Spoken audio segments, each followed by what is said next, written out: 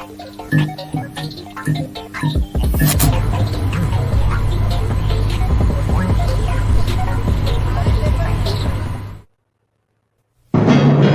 Jeff Meacham Network's Multiverse of Media. For over 15 years, the recognized symbol of excellence and the standard bearer in coverage of sports and entertainment.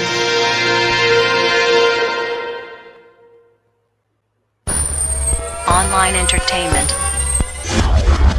NoDQ.com. NoDQ.com. NoDQ.com. NoDQ.com. NoDQ.com. NoDQ.com. NoDQ.com. NoDQ.com. The people that know more about me know this. I am just a simple man and a lifelong fan of professional wrestling. Whether it's the NoDQ Galaxy, the Jeff Meacham Network, the ATW Crew, Indie Force, or anything related to For the Win Productions, the gears of wrestling keep on turning, and we are here to give our thoughts, previews, and predictions. Good day to you all, and welcome to our panel for this week's Simply Predicting.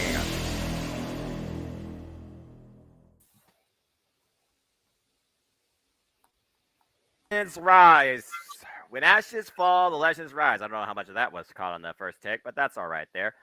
Anyway, it is Thursday Eve. You know what that means. The Week of Professional Wrestling Madness 2 continues with another session of Simply Predicting as we look towards the crowning of a champion. But to some vision, it might just be a consolation.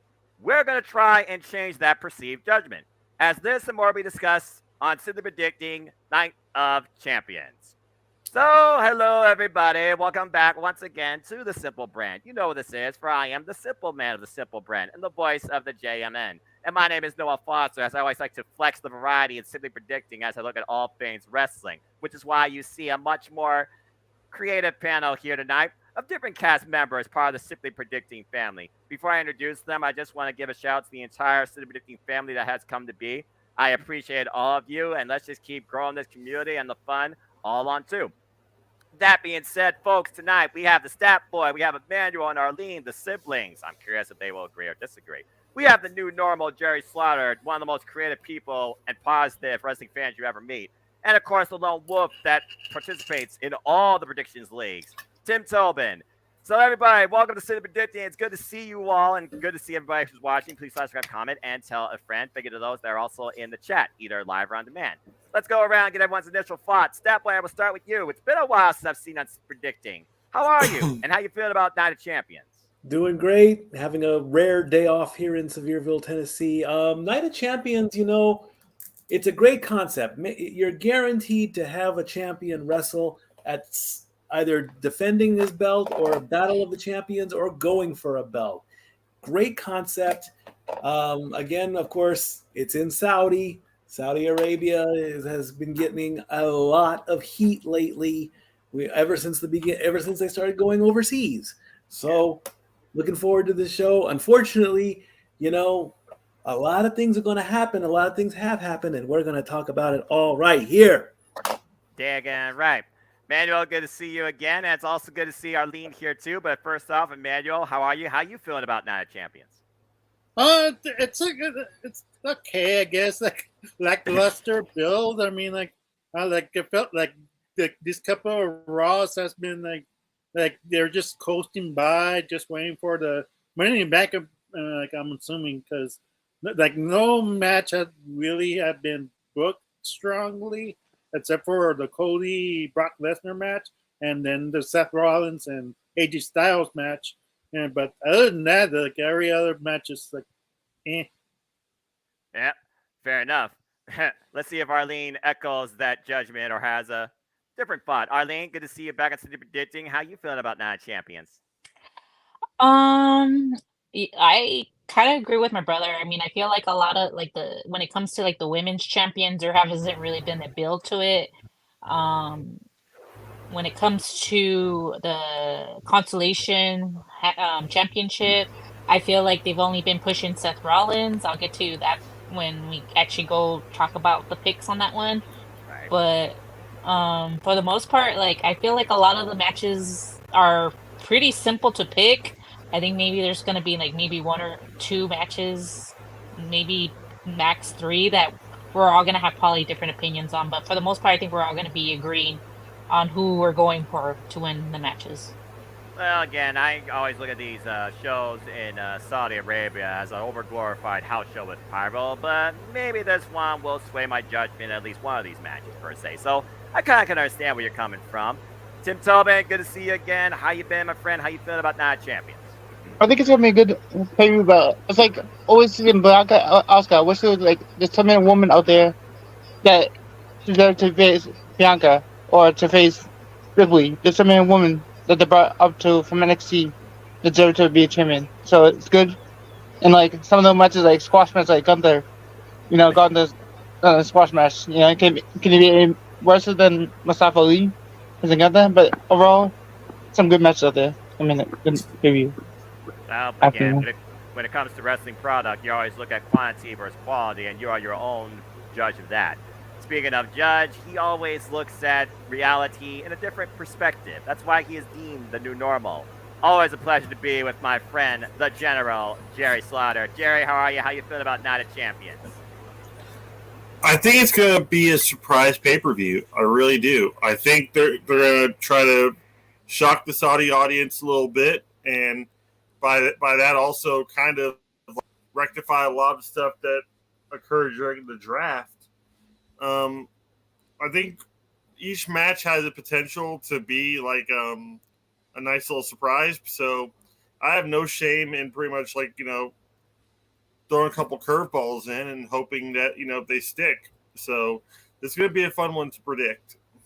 All right. Well, good to hear good thoughts all around and good analysis. And again, people beyond the chat room here and beyond the panel, your opinions matter too. I also know that everyone here knows their opinions can also change too. So get your predictions in. Links in the description down below to join the WWE League that I host in collaboration with No DQ that goes to the Galaxy, the Nebula, and beyond, including my horse predictions that aren't here, like Mark, like Jeff, like Christopher Rotz, and so many others. And just as a formality, here is the first page of the Galaxy. Greg's holding it down, followed by Alistair, Charlene, Christopher Rotz, and Jeff. That is the Galaxy League. Good job, by the way, Cindy. And, of course, the team, again, I shared that freaking last night, and we all know who's winning that, but he's not here to echo it because he is the I'm not doing that. Mikey T and Steve-O, good, great almighty. But that being said, without further ado, gentlemen and lady, let's get right into it. So we got a pretty simple card here, as, of course, we have 7 matches. I don't know if anyone's going to be feeling lucky by the time this is over, but we do know there will be at least one new champion crowned. Now, I don't know about you, but I feel this opening bout will not be one of those scenarios because acknowledge him for who he is, but he's not defending his championships. He's going after others. Something tells me, though, this is not going to play out the way we think because I know who's going to be able to coexist. As we have the Bloodline, Roman Reigns and Solo Sikoa with Wise Man and Paul Heyman in the corner. They are going after the undisputed WWE Tag Team Championships against Sami Zayn and Kevin Owens. All right, so before we get potentially a stat boy rant, considering, let's just call the elephant out of the room here, Roman Reigns is the champion in WWE, and he's not defending either titles at Night of Champions. Shocking. That being said, we know that Kevin Owens and Sami Zayn, they have been in a never-ending story against the Bloodline, particularly Usos, and it feels like that chapter has finally been closed because the Usos lost the rematch. In my opinion, the Usos are one judgment away, fading into obscurity and being exiled from the island of relevancy. I feel we might be one chapter closer come the end of this match. But that being said, we're going to go around the horn as I like to do, and each person's going to lead a match, and then we'll see if anybody has an objection to their sort too. So, Statboy, you will kick things off with this one. So, in your opinion, per no DQ, it's all about who leaves with the gold. But I feel like there's a bigger story to be told. Because when it comes to Roman Reigns, I always say it. It's not about the match or the result. It's about the story. The story has to take place between the bell ringing and the bell ending. So, Statboy, what's the outcome at the end of this tag team championship match? Roman on the mat with his shoulders down and Sami on top of him. I know that could sound a little bit wrong in the context, but here's the reasoning. Point number one: Sami is in Saudi Arabia. The Saudis and the Syrians have had problems. They are working them out, and in one of those talks, they have agreed to allow him to come in and perform. Point number one: well done. So that should give Sami and hopefully the WWE writers, hey, if they can allow him to come in, we can continue the story this way. There is no point to give Roman the tag team belts. Yes, he's had it one time with Seth a while back. Sami and Kevin are only in as champions for 55 days. Not enough. They need to keep going. I want to see at least a 200-day reign out of them. I like that. You can have, that when you watch SmackDown tomorrow, he'll say day 999. Today is 998. Right. When you watch Night of Champions, they will say it is day 1000. You can't escape that. The 1,000-day reign is a guarantee. But to overshadow that acknowledgement, you have the 3-year streak of Roman not being pinned broken, because you have a backup plan.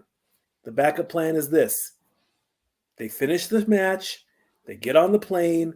I believe they have a house show Monday or Tuesday night, I believe, or maybe even Sunday night, because they're going to come right back to the East Coast. Right. And the commentating team can start saying, Roman has not been pinned on U.S. soil in 3 years. Ah, the caveat. Exactly, the caveat. We come back to SmackDown, Roman will do the, I didn't get pinned.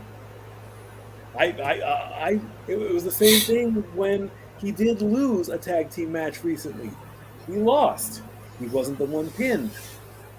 So he can have that little accomplishment.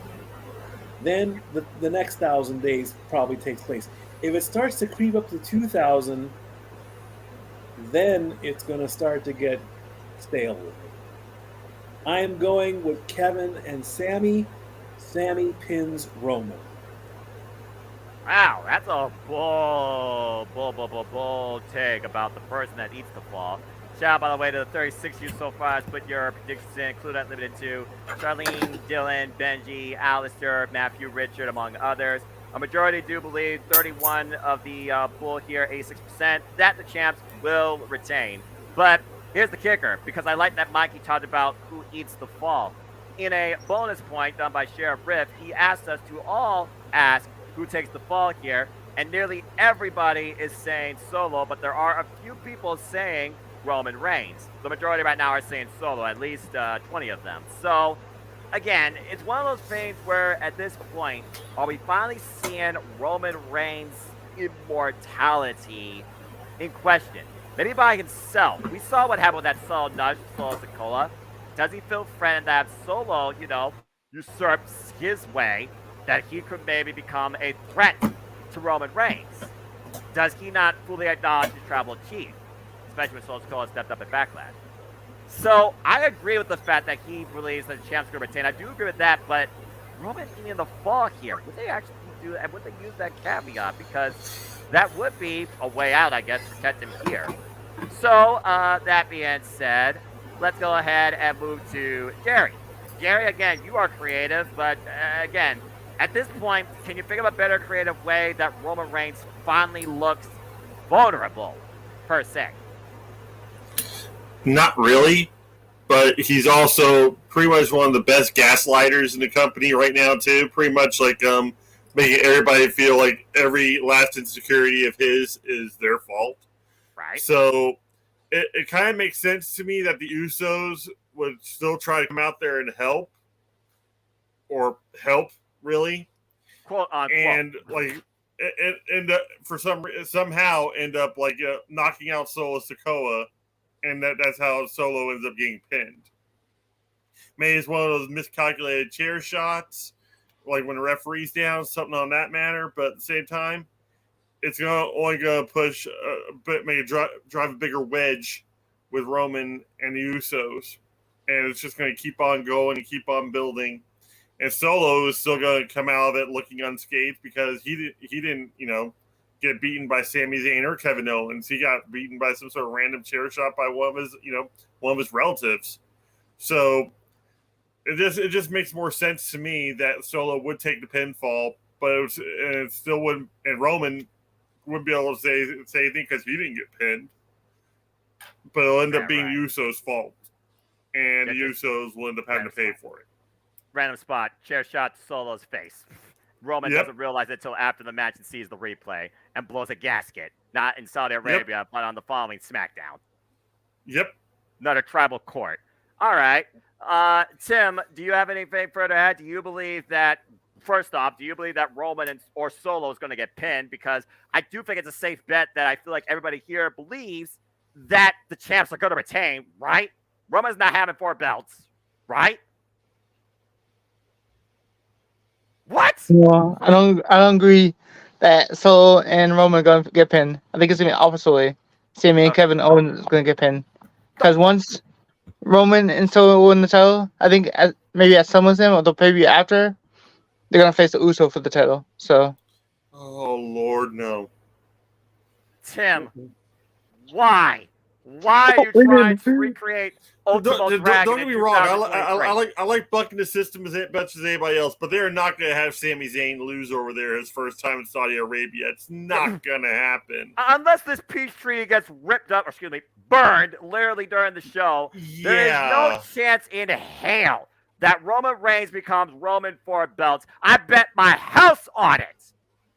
Anyway, Arlene, Noah, pull it back a little bit. Pull it back. I'm fine. We're not talking about. We're not talking about. No betting the house. How long have you had that house now? Not even 2 years.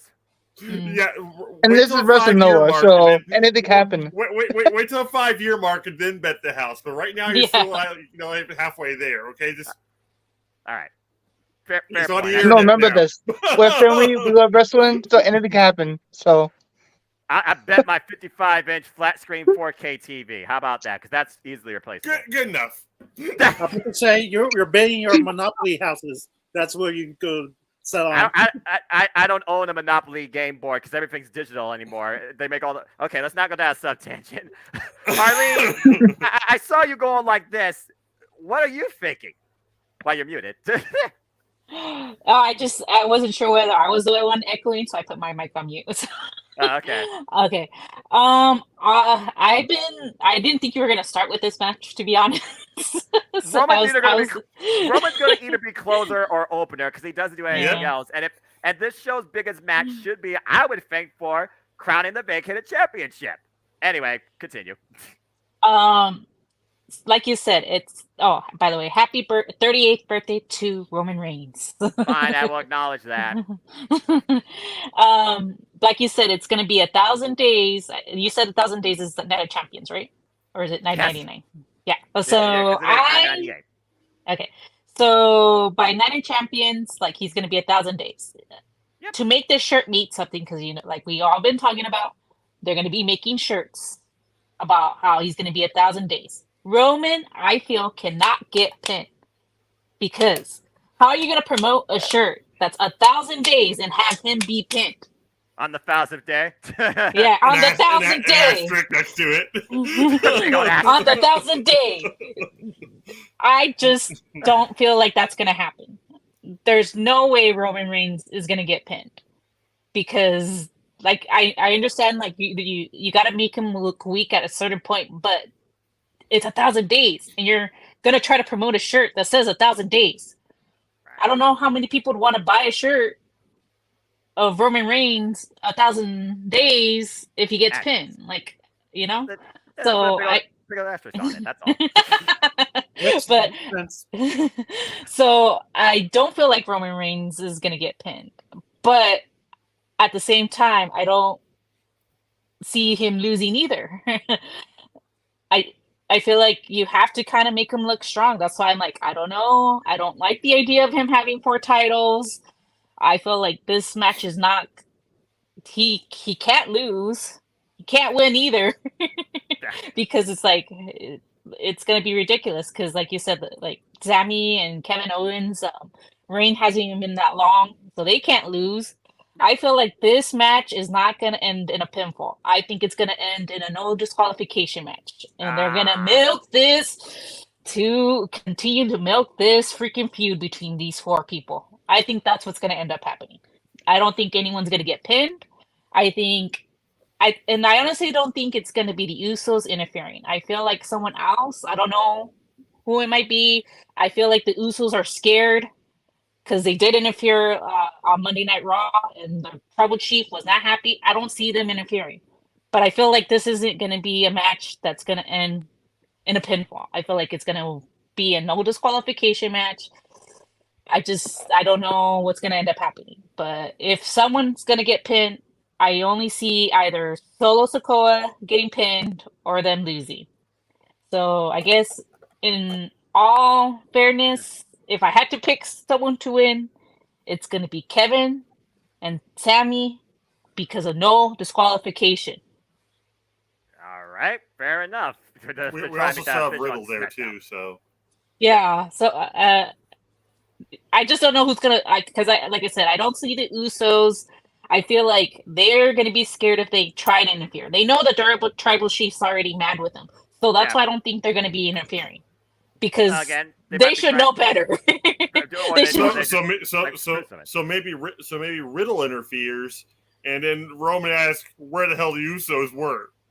I thought Yeah, they eliminated the they- Riddle problem. That though, could be at like Backlash. that's a possibility. I mean, Yes, Stat Boy.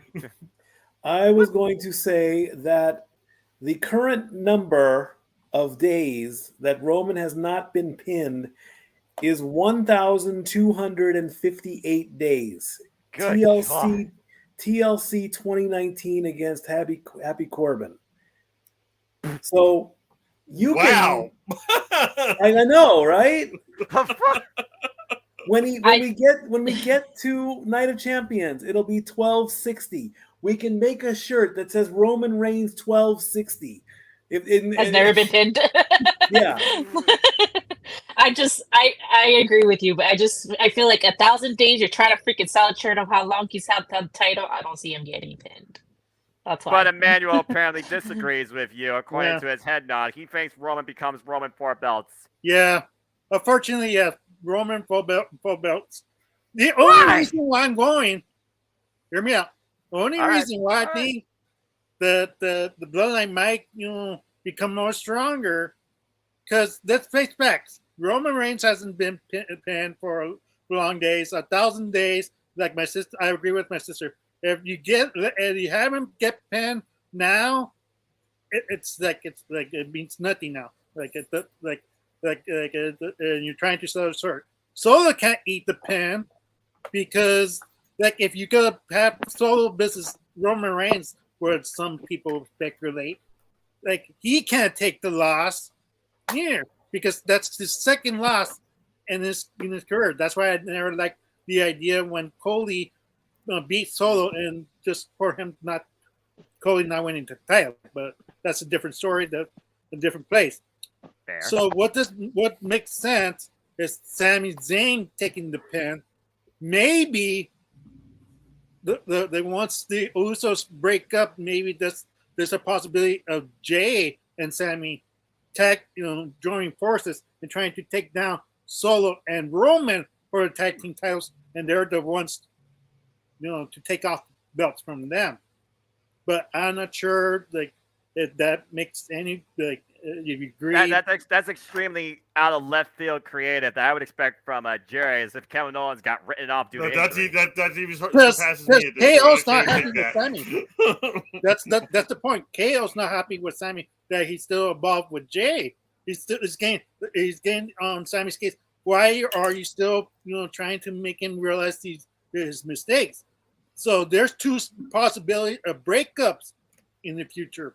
So what makes sense? What union is gonna make possible? Because if Jimmy, like for example, stays with Roman Reigns, that makes the union more possible.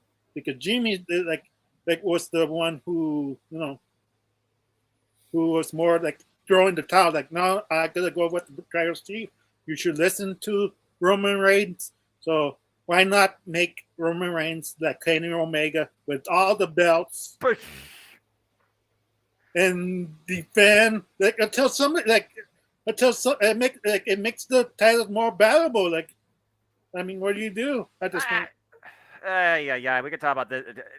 It's one of those things right now, though, where I look at it like this. Roman Reigns hasn't defended the championship beyond the 30-day period. Now you're going 60 days, and it sounds like at this point now with Money in the Bank ideas, he's not defending the SummerSlam. That's 90 days. So we're just going to add days on days on days on days just because he has it. It seems absolutely irrelevant to me. I don't think it adds value to the title. I think it degrades them. I've been saying for the longest time, WWE title's been playing accessory to the Blue Universal Championship. So again, it's wishful thinking. I love that. It's wishful thinking, but I don't see it happening. But I will say this in conclusion. I believe Roman Reigns is going to be protected for 1,000 days, title-wise, without a pin. But I do believe he's going to get pinned once he hit the 1,000-day mark, because at that point, why do you need to be shown any more immortal than you already call yourself, above God level, blah, blah, blah. So, again, the obvious situation to me, Solo gets pinned, KO and Sammy win. Can I add something? Go ahead. I just want to say how BS how I know this is kind of off topic, but how Raquel can't get a substitute tag team partner, but when Jay went missing, he wasn't able to get Solo Sikoa to be defending the championship. Why can't Raquel get a substitute? Injustice for the women's championship. Sorry, I just had to say that. And the women's tag team championships aren't even being defended in Saudi Arabia. Yeah. How's that for a freaking segue? But Arlene, since you did talk about women's wrestling, let's kick you off with this one, because I don't know about y'all, but I feel like this match is going to be much more quick EST in conversation, if you know what I mean. As the SmackDown women defend and contend over the Raw Women's Championship. You heard that right. As Bianca Belair defends the gold once again in a WrestleMania rematch against Kana, aka Asuka.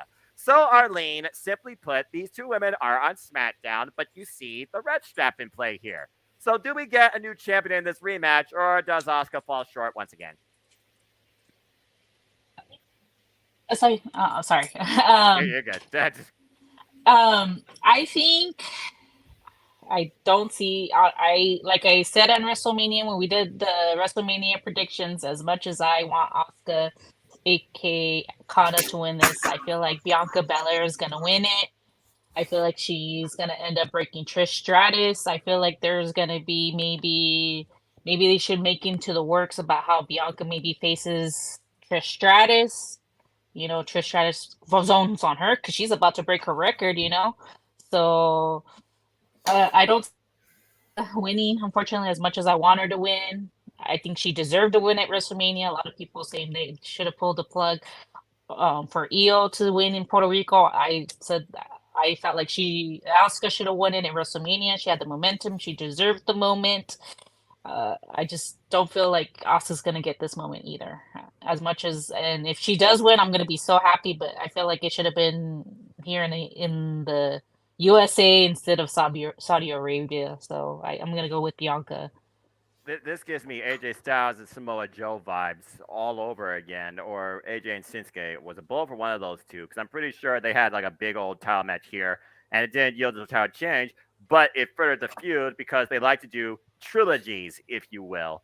But to me, Bianca Belair has been the Raw Women's Champion now for over a daggum year. It's ran its course to the point that the fans wanted something different. Did you not hear the reception at Backlash for Io Sky? It's time for a new champion. That's why I'm more leaning towards Asuka, in my personal opinion. But Jerry, what do you think? I think I picked Asuka on my sheet, and I'm gonna go ahead and stick with it. I know it's going to probably cost me a point, especially since she did bring up an interesting point about her versus Trish. That would actually be pretty cool, especially for the belt. But at the same time, they keep on putting Asuka in this match against Bianca, and she keeps on coming up short. And at this point, I'm also factoring in that Dakota Kai is now out. She's going to be out probably for the rest of the year with the ACL tear.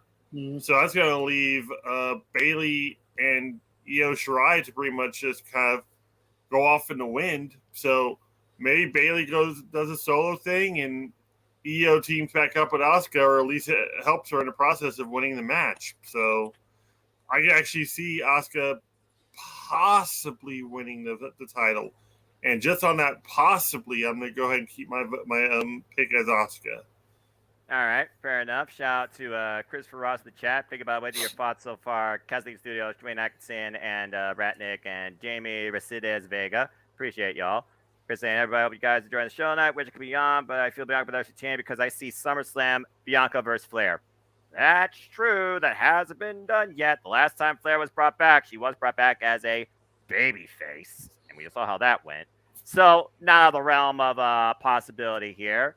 But Stat Boy, again, I'm sure you have the exact number here, and it's crazy how many big shows Asuka has lost on. If I remember correctly, her last big win on a Premium Live event was a freaking Elimination Chamber, and we saw where that went. So, Stat Boy, what's your thoughts on this? Insert brand name title match here. 419 days as champion. Yes. She's approaching a milestone number, 500. 420. High time she loses it. Oh, God. Dude, bro, come on. Let's not. Damn it, Jerry! Bro! We're not going to the treehouse. And Rob Van Dam's not here. Go ahead, Stat Boy. No, first I'm gonna demote the general to a sergeant at this point for throwing out a shot like that. We're gonna take off one of your stripes, and I'm gonna take over.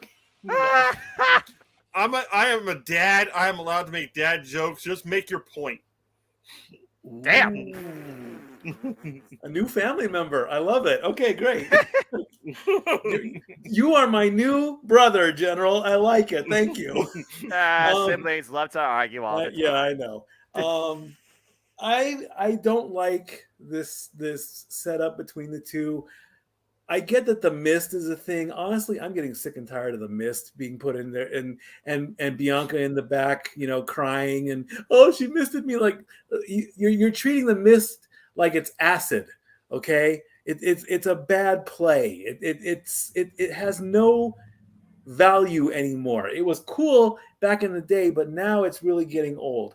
What I really want to see is, I guess they don't want to do the title swap because they want to keep the numbers going, and that's okay. I can't really see Asuka as a champion, and especially to have to go all the way overseas and come all the way back. I don't see that happening. I got to go with my residential girl, the EST of Tennessee. I got to go with Bianca Belair. I can understand that. It almost does feel like at this point, this new Asuka is running out of steam or missed. Apparently, that last missed shot, she either ran out or missed over half of it. Emmanuel, what's your take, though, on this? Again, they have not done the title swap. And truth be told, there's Rhea Ripley versus Bianca Belair that hasn't been done yet. And people have been talking about maybe they should just unify the titles. There is the idea of Belair versus Flair that also hasn't been done yet. I also think about Smiley Raquel that needs to drop her damn smile and become the ultimate badass and maybe challenge the EST for who truly is the strongest or the best in WWE. But I digress. Either way, Emmanuel, do you see a new champion, or is this just another replay result for WrestleMania? I got two versions of what might happen. Both sides. And what I want and what they might go with.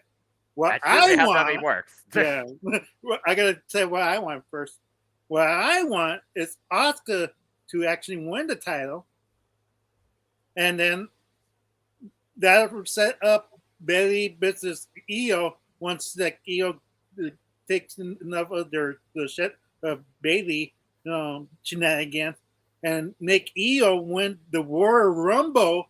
That way, it's Asuka versus Io at WrestleMania, and that'll be money. It'll be an excellent match. Going way out there. Yeah, the match is going to be on fire. But if Vince McMahon is back, you know it's going to be Charlotte versus the EST Redemption Time storyline. Yeah. At number 17. Yeah, number 17. And you know the rest. And I really don't want to see Charlotte versus Belair, to be honest. I don't. Not at SummerSlam, no. It's not necessary. It's like push it a little bit further, then I make maybe they make it a triple threat match. give a damn about it. But right now, no, I don't need it in my life. I don't need the queen. I don't need the queen of my life. Just be jump with. Just reset Belair. Just reset Belair because her act is like it's gone stale. Like it's obviously like the crowd no longer behind Bianca. Yep. It's time for a change. If not, it's never gonna happen. Like it's gonna be John Cena. Like they're not gonna hear it. Like they're not gonna hear it. So. I mean, she has what, like 3 moves to do? I've lost. It's not like she has this deep of repertoire, but I kind of can see where you're going. Before I give it to Stat Boy, believe it or not, folks, this match is just about 50-50, but 53% are going with the EST. But Stat Boy, it looks like you have one last little spot here. Well, this might sound corny, but is the mist is it water based or is it like? I'm actually curious. I want to know: is it just like colored water, or is there like a syrup to it? What causes it? Huh? I think it's kind of like probably like fake blood, probably like corn syrup, like they used it for pig's blood and curry. That way, it actually sticks to the face a little bit more. Yeah, that's what I would think. Try and sell it better, but then there's Bianca Belair overselling that one time, and then this last time, it's not like Great Muta with the green and the red mist. That was legitimate. I was about to say nobody sprayed mist like Great Muta. No maybe will. Tajiri. Tajiri did it very well as well. Okay, that's a fair tangent. Yeah, the Asuka mist though clearly not effective, and I think she's running out of it. Might want to, resort to something else here. But honestly, Asuka deserves this. So I'm hoping she wins. Yes, Neil? Yeah, just one last comment. It was funny to see Bianca fall for that baby fist thing. Like, here comes Asuka. Handshake. Dumb baby face. That was the funniest thing I've ever seen. I'm like, how can you not see it coming? Really? Here's what bothered me about that whole thing. When has the face ever done a championship celebration? Yeah. Been a while. I was about to say it's very few, very far between because it's usually the heel that does it, and they get their. I think she was in her hometown. No. Yeah. She was in her hometown when she came back with the championship. Yeah. I can see why that's the case, but it just kind of threw me through a loop. I'm like, are they making a turn now? Because even at her hometown, it's like she could have easily said it's like I'm celebrating the fact that I'm still your champion and that I got out of here. Yeah, imagine chastise their own hometown and freaking say screw the Titans. There's only one true Titan. There's only one true Titan in this world. It is Bianca Belair. No, they're playing Nissan Stadium in Tennessee. Yeah. A little geography lesson for you folks there. All right, well, go ahead down the line. Let's go ahead and talk about this match because I don't know about you, Jerry, but it's not Sheamus, but it's still going to be a banger, and it's definitely going to slap hard. So I'm going to enjoy Mustafa Ali enduring this. For the match will be sacred in Saudi Arabia as Gunther, a.k.a. Walter, because NXT UK still matters to me, damn it, defends the Intercontinental Championship against Mustafa Ali. All the people in that freaking thing. Mustafa Ali. Okay, before I get to Jay, I'm just going to say this. Are you telling me because Mansoor is now a maximum male model. You could have booked him here to lose to Walter, or do you risk him losing in Saudi Arabia for the first time ever? And Mustafa Ali's like, oh, he fits the people bill. He'll do fine. I mean, because Jinder Mahal, I guess, is Indian, so I guess you couldn't do that, even though they're hyping up Indus Sher versus Imperium, by the way. Don't care about that feud. Don't book it. Anyway, Jerry, again, Walter has been the Intercontinental Champion. This title has needed for a long time since, can't believe I'm saying this, The Miz. And he has been one of the most dedicated workers holding this title. No doubt in my mind he's going to surpass the Honky Tonks record, which my stat boy will go next to Jerry. But I digress. Either way, I'm not betting against the Ling General until either Dragunov is in front of him. But what do you say? In more words of another pundit that we know, here's the thing. Mansoor or Mansoor has been nothing but an embarrassment for the Saudi Arabian community since he actually started wrestling in WWE. Yeah, he's picked up a couple wins over there, but otherwise he has been completely and utterly unsuccessful in WWE. So putting Mustafa Ali, who's pretty much one of the best hybrid wrestlers in the company, against Walter, this is going to be a technical clinic. It's going to surprise a lot of people. Yes, Mustafa Ali is still going to lose, but it's going to draw a whole bunch of heat from that crowd who's rooting pretty much for, someone of their own, someone they can relate with. So you need that kind of moment over there because they like the idea of rooting on the heroes and everything. And for Walter to just come over there and just, annihilate Mustafa probably in that last 5 minutes of that match, just straight up, barrages of chops and power bombs just to put him down. It's going to take a lot to put Mustafa Ali down in this match, and it's going to give him a little more cred, which he really needs. Stop being so positive all the time. He's a free agent, right? Currently, yes, I believe he is. Yes, I think he's one of the free agents at this point. So I think that'd be really cool for him to have an awesome showing at this match, and for his storyline going forward for the next month or so is which brand will he go to, and them actually fighting over who gets Mustafa Ali. They'll actually make his name matter in the WWE for a bit, and it's going to be because he pushed Walter to the limit. Fair enough. I mean, again, when you push Gunther, and Gunther can get a good match out of anybody, I mean, who would have thought how far Xavier Woods would hang with this man when he challenged him for the Intercontinental Championship? I have no problem with the Gunther name. I really don't. I don't either. He's still Big Daddy Walter to me, and that's how he will stay. Yep, damn right. Forever the Ling General, forever the mat will remain sacred. Just waiting for him to become the freaking WWE World Champion, but I digress. Okay, Stat Boy. So at this point, he's very good. Again, we're just waiting for him to beat the Honky Tonk Man's record at this rate because realistically, I don't see anybody else worthy of calling themselves Intercontinental Champion right now in WWE that can contend with Gunther at his level of in-ring expertise and physicality. But what are your thoughts and stats when it comes to this Intercontinental Championship match? Gunther has had the belt for 350 days. He is approaching Shelton Benjamin, Jeff Hardy, and Dolph Ziggler on the list. So he's got about 90 days to go before he passes the Honky Tonk Man. Now, initially, I was going to say that Mustafa Ali was the Saudi representative. I am wrong in that statement. Mustafa Ali actually is American. He was born in the USA. His father is Pakistani. His mother is Indian. He does participate in the Muslim faith. So if that's where I got a little mixed up on that. So he'll have the religious background or the religious following of all the people in Saudi so they can root for him and they can cheer for him. But I don't think that's enough. This is your typical slaughter match. I'm sorry. I like Mustafa Ali. He's a great guy. But Gunther is going to have a field day, and his chest is not going to turn red. It's going to turn purple from all these chops. Believe me, I've known what that's like. It ain't pretty. And the reign will continue. Gunther is going to be champion for quite some time.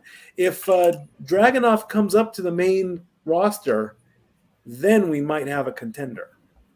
Exactly. I still go back and watch that match from NXT Takeover 36, I believe. Either Dragunov, one of my favorite characters. I'm still thinking they're going to put Riddle. I'm still thinking they're going to put the belt on Riddle after a bit. Well, it does seem like it does seem like they are teasing that. And Riddle is a former United States champion, taking it off of Sheamus. So why not complete the mid-card global picture? I guess.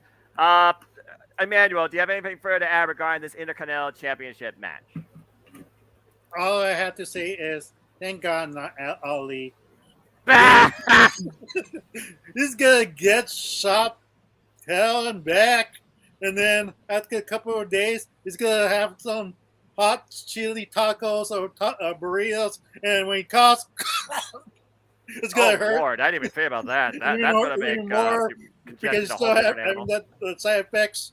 But it's just a showcase for Ali. Let's be honest. It's gonna make some moves and try, like control some of the match. Maybe 2 minutes, 3 minutes. But other than that, it's all Walter. He's gonna get dominated. I don't think we need to pass it to my sister Arlene. I think she's gonna be unanimous. It's gonna be Walter. From one, no she's on the same page. She's just echoing the sentiment. She can't speak. I try not to laugh when you guys are saying that a lot of the people from Saudi Arabia are going to root for Mustafa Ali. Who is going to be holding a poster rooting for Mustafa Ali? I would be ashamed to be holding that poster thinking that he's going to even win. I would. No one. I would. If I had Saudi background and I was a Muslim, I'd do it. The one side was for like 5 minutes. The one side in the crowd says, "Let's go, Mustafa Ali." Make way for Mustafa Ali. He went Disney on us. I would be like, I mean, I'm pretty sure there aren't going to be people cheering for him. Some people, but I don't think he's going to get the reaction WWE is going to be thinking that he's going to get. They're gonna pipe it in to make it look like that. That's true. That's true. I'm sorry. I said correctly. You're good. Pipe and believe it or not, 3 people did pick Mustafa Ali out of the 37. It's not unanimous. Oh my God. Were you drunk? Here's the thing. Sorry. I gotta like props. Like Walter should get a freaking like $100,000 bonus for making Mustafa Ali look good after this match. He's gonna get the biggest payday of his life. They're going to Saudi Arabia. Yeah, well, yeah, but still, like he should get a little bonus to make Mustafa Ali even look credible as a contender. So I feel like he should deserve a little bonus with the fact that he, gets to go to Saudi Arabia. But still, my pick is Gunther. I want to see Mustafa Ali pushing. Yeah, I gotta throw this. I gotta throw this in. I think it'd be really cool if like there's that whole pitch meeting with Vince and Mustafa Ali. It's like I have an idea for your character. He's like, but I'm American. It's like, yeah, I got it, but hear me out. Then he comes out to Prince Ali. He's like riding on an elephant. Oh my God, I would lose it. I would lose it. Parade, the peacocks going, like people like throwing the saber swords and everything. Mustafa Ali, he's a king. Not copyright. That WWE so great. Disney nothing. That'd be so profoundly racist and so stereotypical that I would have no choice. It's like he even pulls out like a Slurpee or something on top. Dude, you are gonna get beat down for that one. Derek, you on something tonight? Powerade must have freaking. That's a shot Powerade got there. Spike Powerade. I just have to say this: if Mustafa Ali actually pulls in this upset, it erase the 1, 2, 3 kid pinning Razor Ramon. We pretty have to highlight that moment forever. Oh my God! Wow. All right. Well, I will say this: I'm pretty sure after Mustafa Ali gets chopped into last week, he literally might be tweeting about Disney. So, I mean, there might be some context there. Maybe he turns positively into a genie. I don't know. Anyway. He will probably be able to fit into a bottle. Good. Yeah, exactly. That's all right. Well, before. Well, someone apparently thinks he's going to become Apu and work at the Quickie Mart. Thank you, Tornado Anthony. Thank you. Come again. Oh, good Lord. Please come again. Oh. Oh my The door God. shuts. He's like, Silent alarm, activate. Oh my gosh. What the hell happened here? All right, well. You went down the wrong path. That's what happened. Yeah, clearly you didn't follow the yellow brick road. Anyway, let's keep going down this card. And we will move on to. Do I really have to say anything else about this? All right, someone just tell me who's going to win this match and why should we really actually believe that Natalya has a snowball's chance in beating Mommy. I'll wait. I had stats for this one. Okay, well, since you have stats, I feel that's the only way to change gears here, as I'm still on the Quickie Mart reference. But I don't think for what people believe this is going to be, I don't think it's going to be a quickie. Let's keep this in perspective. Natalya was involved in the first ever women's match there for Saudi Arabia, which, even from a political standpoint, was a huge moment in general for the women there, fan and literal residents. The point that made Caitlin Riff and her friend even cry because it was such a historic moment. I will never deny emotion, even if I don't have it as much as I used to. But I digress. Anyway, the fact that Natalya is challenging Rhea Ripley here. Natalya, again, she's been a locker room leader for generations. Nothing but respect for her. She was a previous Raw Women's Champion. I think she's held the SmackDown Women's Championship before. Yeah, she has. So she has held both titles before. But Rhea Ripley, she is on the ride of her life. She is Grand Slam. She's done it all. But her SmackDown reign is just starting. This is her second defense. Why I believe Natalya is going to make her look strong. I don't think Rhea Ripley necessarily needs this. So if nothing else, this is just one of those moments I feel for the residents there. Either way, Rhea's retaining. I don't think there's any doubt in that. But it just seems odd of all people that got drafted to Raw. You went with Natalya? It has to be because of the historical circumstance. But Stat Boy, what you got as far as stat-wise go here? Well, to correct you, Botch, she was a Divas champion, not a Raw champion. Do I have to forget? I'm rightful in botching that stupid butterfly tin plate. All right? Anyway, continue. Anyway, and she was a SmackDown champion. I went back and I looked at her match history against Rhea. She's only beaten her twice. And in both matches, she did not get the pin or the submission. At one point, they did have a little feud over the women's tag team belts in September of 2021. Oh, yeah. Rhea's got this on lock. I mean, unless they really want to swerve and have Rhea, go after Bianca so she can maybe get the belt off of her and put the SmackDown women's champion on SmackDown. That's the only way I see Natalya winning this match. But it's Rhea on lock. Yeah, and if it just in case anybody else wants to try and convince me that Natalya has a chance of winning, believe it or not, this is the one match that's unanimous on the forum for Mommy Rhea Ripley. Does anything further actually need to be said about this match when it comes to just the presentation? Let's be honest here. She's not losing. I just wanted to say that Natty's gonna. I agree with what you said. Natty's gonna lose, but I feel like maybe Natty needs to go heel, and maybe I'm referencing to a while back when Dominic was whispering in Rhea's ear when he was like looking at Natty. Maybe they'll try to recruit her, and maybe make her join Judgment Day. And maybe with this loss, maybe like Rhea's like, hey, become one of us. We can make you a champ, and maybe make her go to SmackDown. Maybe I don't know, and make me have her hold that title. Rhea hold that the other women's championship title. Make Natty relevant again because I feel like she deserves a good run too. So, and I think Judgment Day might help her with that. But that's all I got to say about that. I mean, again, we all respect Natalia for what she's done and what she is. It's as simple as that. And even Tornado wants to see Natty have a timer before she retires. And I don't know how accurate this is, Jerry, but that's a statement. I mean, nothing else. I'm actually going with Natalia. About to say, I mean, if No, nothing else, I'm actually saying Natalia's going to win. Right.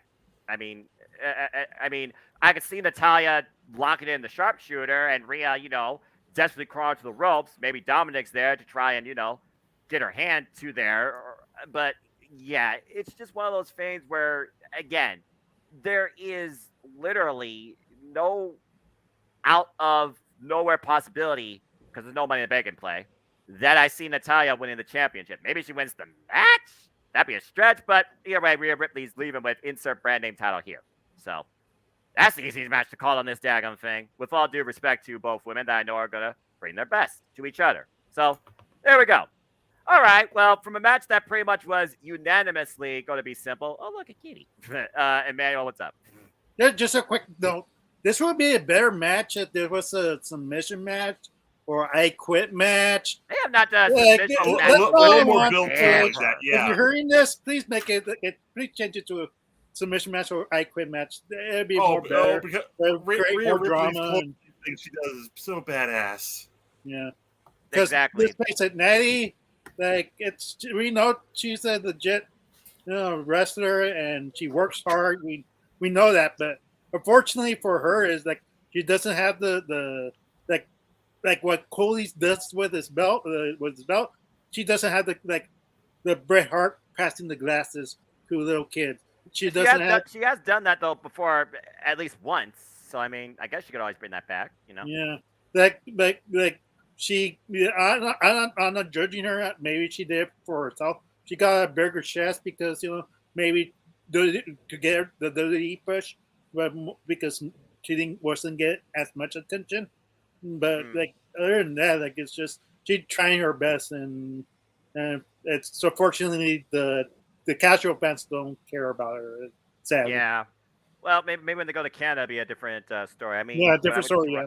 Yeah, But that's Canada. and that's a fair tangent. I mean, maybe she could be a contender for Money in the Bank. That's always a way to try and reset somebody. Keyword try. But anyway, and London's going to be a big show. So who knows? And right now, as far as Women Money in the Bank goes, Bianca Belair, if she's not champion, would probably be one of my go-tos. But as long as it's not Charlotte Flair, I think I'll be all right. All right. Well, let's go ahead and keep moving on from there. So we keep talking about women. Why don't we talk about the remaining women's match on here? Because are you ready for some stratisfaction? Because the man is about to take her to the big time. As Becky Lynch goes one-on-one for the first time ever against Trish Stratus. And yes, this has been a bit of a lackluster build with this heel push. But let's keep this in mind. It was last year in Saudi Arabia that Becky Lynch did go over defending her Raw Women's Championship against Lita, who Trish surprisingly attacked, seems to be out kayfabe on injury. I'm pretty sure I fantasy booked this at one point. I was thinking about generational frenemies, Lita and Trish versus Becky and Bayley. Why that would be way out of left field right now with the entire way WWE set up. I do wonder if Lita will come play a factor in this match. Is this truly a one-up because the way the heel turn has been perceived? Will Lita once again help Becky? Will Lita and Becky thrive? Will Lita go back to her old friend? Was the fix always in? Did Lita forget about last year? So what sort of way do you carry this? But also, again, Money in the Bank, what's one thing Becky Lynch hasn't done yet? She has not won Money in the Bank. And she wants to one day have a big show in Ireland. Remember, we were supposed to get NXT UK TakeOver Dublin, Ireland, and then the world shut down. So, again, there's also that idea out there, too. Either way, looking at the way this is right now, this doesn't have nearly as much heat, malice, and storytelling for me to even go to SummerSlam, let alone have an interference angle in Money in the Bank. I think Becky is personally winning. Jerry, what do you think? I think Becky Lynch is going to go over on this one. She kind of needs the win. She needs to start regaining some momentum, and then she needs to go for a belt. she's been too long. She's been too long without a title at this point, and True that. like the whole Becky 2 belts thing, everybody was like, "Man, that's dumb." But now now we got Roman 2 belts, and it's even worse. Yes. So at least when she had 2 belts, she made it. I'm gonna go ahead and say she made it look good. You know, like she really played up the fact that she was with her 2 belts like Owen Hart was with his slammies. She like pretty much it seemed like one of those things where she probably like left them on her bed and used them as pillows at night. That's how much she carried around those belts. Right. Roman, you know, he has Paul Heyman carrying around one most of the time, but she carried both those belts proudly. So I like the idea of her at least having one again. And in order for that to start, she needs to go ahead and beat Trish on Saturday. All right. Emmanuel, at this point, Trish Stratus, she is a legend, all right? She's already made. She has nothing to prove, and that's kind of the angle they're trying to use in this whole force Trish Stratus heel turn 2. So what is your take on this, considering, I will say this, she's from Canada, Toronto, SummerSlam, not in but close enough to the border where if they try and push this thing out, that could literally be her send-off match by Sia. And here I thought she was done in 2019 when she took on Charlotte Flair and lost that match. Ironically enough, it was for the SmackDown Women's Championship. But either way, this is just a grudge. Period. And does Becky need to be put over by Trish, actually? Like, was this just one of those things where Vince was like, Trish Stratus? I mean, and just wanted to do it? Like, it just feels so out of left field, considering how Lita and Becky won the tag titles at one point, just saying. What's your thoughts, Emmanuel? I kind of shocked how Trish Stratus been presented lately. I mean, like, I'm not sure if because of the time away she's been out of the ring, but the promos are really, really horrendous. I mean, not sure. I don't know what doesn't connect. Like, she doesn't believe in the script, or she just doesn't believe in the story. I'm not sure, but like, this is not the Trish Stratus like I grew up in the 2006, 2007 when she retired. I'm not sure what year she retired. It was around 2006 because I remember that versus Lita at Unforgiven for the Women's Championship. Because she was way better back then when she was in her prime, and all of a sudden it's like I'm not sure because of her baby. Maybe the baby took all the talent away from her. I have no idea what her daughter's doing. Damn. But yeah, like Becky has cooled down really, really badly too.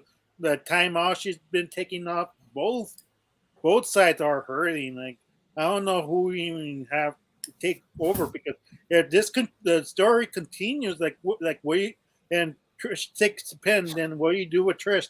She got drafted to Raw. Now what? It's That's like true. I feel like Trish might end up winning this by cheating. Maybe a leg on the rope, maybe like a dastardly like heel, like she is, like just a sneaky pin, I think, and got the best of Becky, but because maybe the rumors are true, maybe it goes all the way to SummerSlam, but this program's dead. Like, maybe it's a one-off, maybe it is Becky, so it's hard to tell who might win. But unfortunately, this match is not my interest, so I gotta have to say Becky, even though I picked Trish. I have to say Becky because she's gonna be in the long run and needs to get that momentum back if she get the title back. Yeah, and again, you won the women's tag titles. You lost the women's tag titles. Trish is your partner. Once again, those women's tag titles have been hot potato more than the TNT Championship in recent memory. That being said, different company. Stat Boy, ironically enough, because people think they probably will drag this out a little further, maybe the Money in the Bank deal comes to play and we get the blow up at SummerSlam. A majority are going with Trish, 19 versus 17. 17 for Becky. So, Stat Boy, what do you think? Well, she retired in 2006. Okay. Yeah, That's when she retired against Lita. Honestly, the only thing she needs to accomplish, I guess, is the actual match in Saudi itself. If she has not wrestled in Saudi, then this is it. This is their first matchup between Becky and Trish, so you can call it a dream match if you want. Trish is 47 years old. And she still wants to keep going. She wants to maybe continue the breaking down barriers of women wrestling in Saudi because, of course, they have very strict rules. And I do give the Saudis, I do praise the Saudis for allowing that to take place. And it's also very fascinating on how the ladies get their ring gear put together, because even though they are technically either they're not allowed to do it or they've bent the rules, and that's okay. But they do stay to the rule that they have to be covered up, and they can be covered up and still look good and still perform their job. Yep. Do I see Trish winning this match? No. Do you really want to push it to SummerSlam? No, I don't want to see it. I just want to see it. I just want to see the man come out here and just show this legend that your time is done. I love Trish. She's a great person. She, fellow Greek. I got to go. But I can't see her winning this match. I'm also just going to say this as a sub-tangent. If Becky Lynch don't win Money in the Bank, who's to say you can't book Becky Lynch versus Rhea Ripley for SummerSlam? If they ever figure out insert brand name title here. But I digress. Arlene, anything further to add? It seems like here, the majority basically right here, we're all going with Becky Lynch. So again, do you think this is like just a one-off dream booking occasion, biggest paycheck, or does Trish win by shenanigans? I mean, her yoga background, how long her legs are, I guess she could reach the ropes. Maybe Stacey Keebler taught her a thing or two about that. But Arlene, what's your thoughts on this match, if any? I am going to be the odd person out. I'm going to go with Trish Stratus. And here's why. It could go either way. But Fair. We have the same wavelength. Hey, you two are siblings. I don't expect you all to always be on the same wavelength. So this kind of surprises me, especially because you're just the odd one. But go ahead, Arlene. I'm curious. Oh, okay. So I feel like WWE dropped the ball. I think they went with the wrong storyline. I think Trish should have been going after Bianca Belair, because Bianca Belair is almost going to break her record of holding the women's title for the longest time. And they could have a dream match right there. And I know Trish should have lost that one, furthering the Belair's, dominance and everything like that. Exactly. That's the route they should have gone, but they didn't. You don't even go here anymore.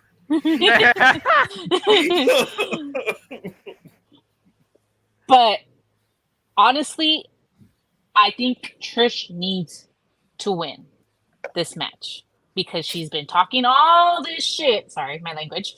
Excuse my language. Okay. But she's been talking all this stuff about how, she's changed women's wrestling. She's, she's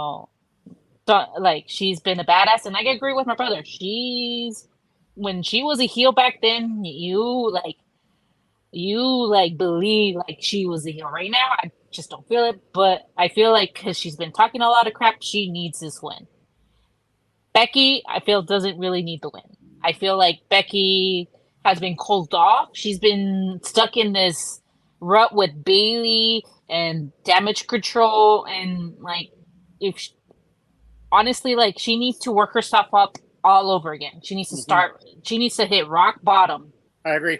And start all over again. Just get to the top. If she wins this match, I feel like she's gonna be like, "Well, see, making Trish basically look like bad. See, Trish, you were running your mouth about how you could beat me. I beat you like nothing. Then you were gonna build another thingy. Here, if Trish Stratus wins, what's Becky gonna do? Challenge? She could be like, man, I lost to a 47-year-old woman. I need mom, to. so, yeah, but and a mom, but both of them are moms. But my point is, moms. The neutral. Yeah, both. So for me, it's she lost to an old timer. This is gonna get her to be like, maybe I need to recess my whole thing and start building up, if that makes sense. So I feel like Becky needs to lose because I feel like she's going to that big time Becky, and it's like I don't know if they're gonna try to make her a heel again. I don't want it. I don't need it. I feel like she needs to be like more humble, and I think this loss needs to make her more humble and make herself like be like, okay, I lost it. Reevaluate. Yeah, and reevaluate the way she's been wrestling or the way she's been handling life. I'm like, okay, you know what? She taught me a lesson. Maybe I need to take this lesson to heart and make her actually like. I'm not saying that Becky can't wrestle. I'm just saying like, make her like more like determined or like I don't Aggressive. know if that makes aggressive Ruthless and aggression. Damn it. I need ruthless aggression. and I laughed earlier when they said woof woof. They're gonna make Well, Trish again, bark like a duck. I'm sorry, Again, it comes down to A, how many people understand that reference, B, how much that reference still holds up today when you're trying to remember that this is not the aspect we want people to think about when it comes to women in wrestling.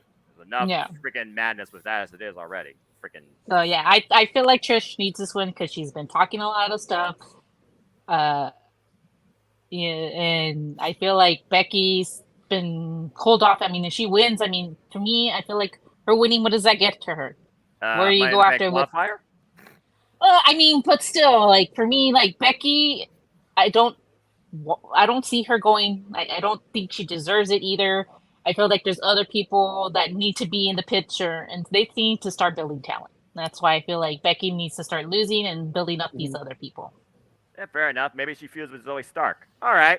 Well, let's go ahead and go ahead. I kind of think in that same boat, but at the same time, I'm leaning more towards like when The Rock and Hogan had their match, and Hogan was like when Hogan walked in was supposed to be the roundly booed heel, but he just was so over with the crowd that they cheered him on. Like he had one of the biggest pops I've ever heard in WrestleMania history when like he hulked up against The Rock. That face off. So I'm thinking what's going to happen. I think Trish is going to lose, but then she'll reevaluate and then she'll come back as a face. So, I mean, she just turned heel. You can't turn her back to a face. It doesn't matter. There's no long-term storytelling. It doesn't matter what she is.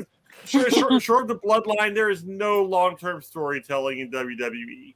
You can have people change a drop of a hat. And with the amount of nostalgia that Saudi Arabia crowd's going to have for Trish, it wouldn't shock me if they cheer the hell out of her the entire match and like not rally boo Becky, but don't exactly support her nearly as much as they support Trish. That's a fair sub-tangent. And you know what? It's funny. You talk about the only long-term story as the bloodline. I still think there's somebody else trying to finish his story. And currently he's got a gatekeeper that's stopping him from doing that. But adrenaline in his soul, every father control, he is going to go against him with only one arm functional. Whoa! There you go. Right, and not karaoke, not copyright, and no super chat either. But, folks, here we go again as the American Nightmare, Cody Rhodes, goes one-on-one with the Beast Incarnate, Brock Lesnar, in a straight-up fight as deemed by him.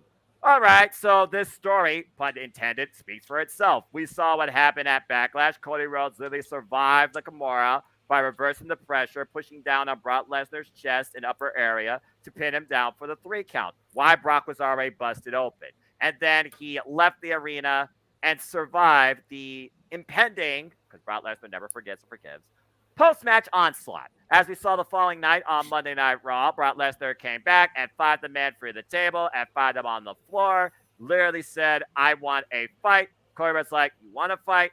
Fine, I will fight Brock Lesnar because I'm not a coward.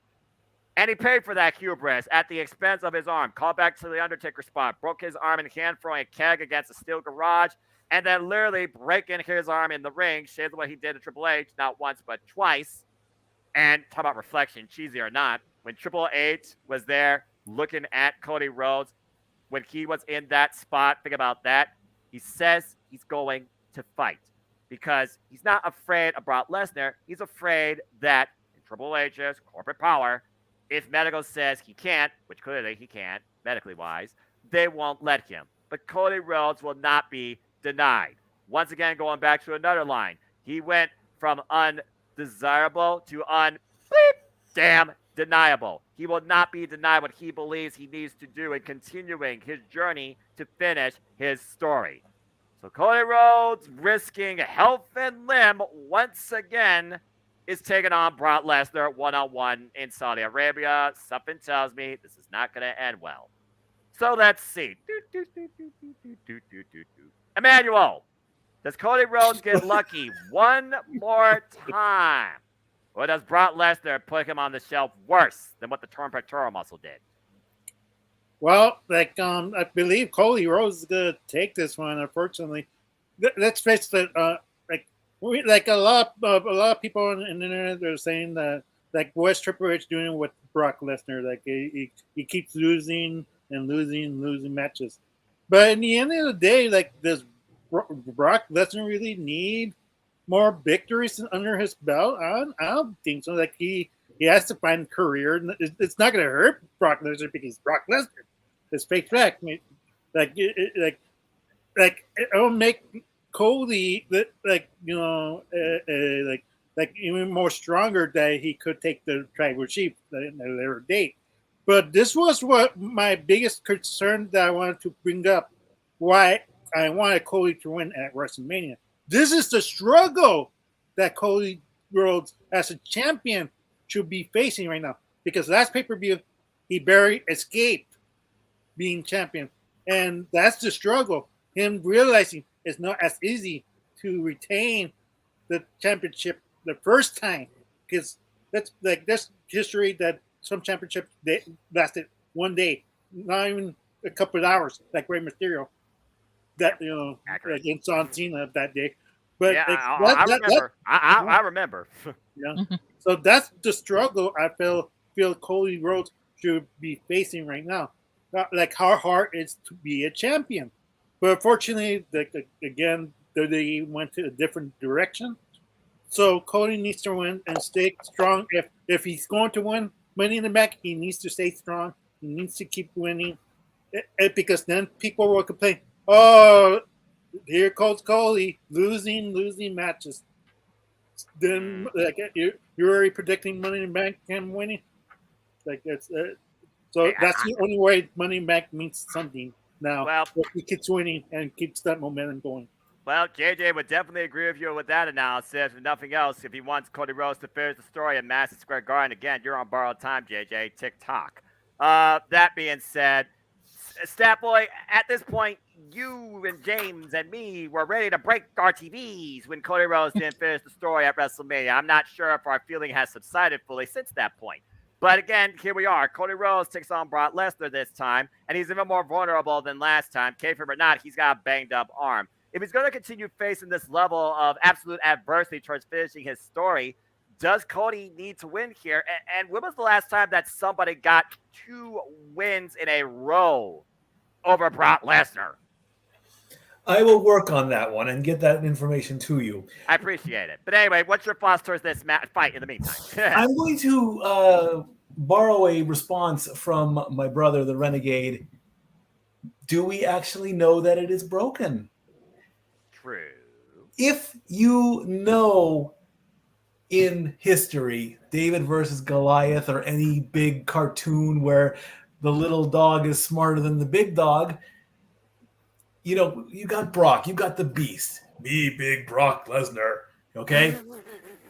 If you remember the promo with John Cena, me, Brock Lesnar, here come the pain. God made me strong, forget to give me brain. Yep. Maybe Cody has a plan that he's going to come out in this big old white cast or whatever, or he'll have his arm in a sling, and the referee is like, what are you doing? And Cody's like, I'm going to fight.